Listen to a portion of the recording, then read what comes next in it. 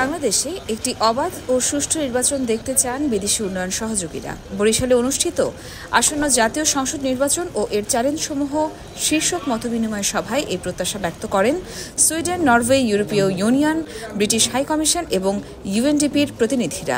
সভা শেষে নির্বাচন কমিশনের অতিরিক্ত সচিব একেএম আলী নওয়াজ জানিয়েছেন, নির্বাচন কমিশনের পক্ষ থেকে বলা হয়েছে যে ইভিএম এর কোনো ইলেকশন এই নির্বাচন কমিশন করবে না। ইউএনডিপির তত্ত্বাবধানে নেতৃত্বে আমাদের এখানে কয়েকটি দেশের মহামান্য রাষ্ট্রদূতগণ এখানে এসেছিলেন।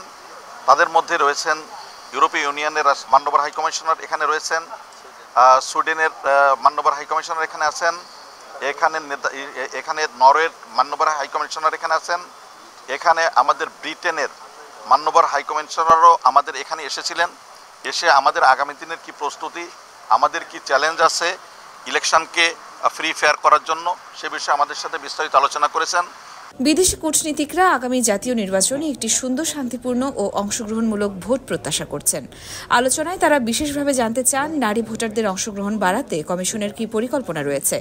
এই বিষয়ে নির্বাচন কমিশন তাদের প্রতিশ্রুতি দিয়েছেন। তারা বিশেষভাবে জানতে চেয়েছেন যে মহিলা ভোটারদের কিভাবে ভোটে বেশি অংশগ্রহণ করা যায়, সে বিষয়ে আমরা কি পদক্ষেপ গ্রহণ করেছি।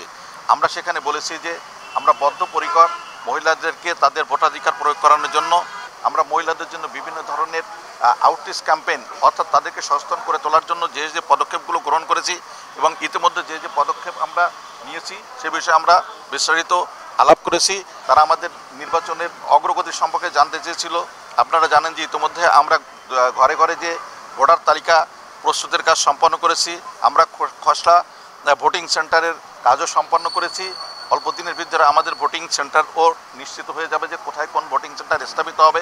অতিরিক্ত সচিব জানিয়েছেন, বিদেশি সহযোগীরা ইসির অগ্রযাত্রায় পাশে থাকার আশ্বাস দিয়েছেন। আর নির্বাচন কমিশন প্রতিশ্রুতিবদ্ধ দেশবাসীকে উপহার দিতে একটি সুষ্ঠু, শান্তিপূর্ণ এবং গ্রহণযোগ্য নির্বাচন।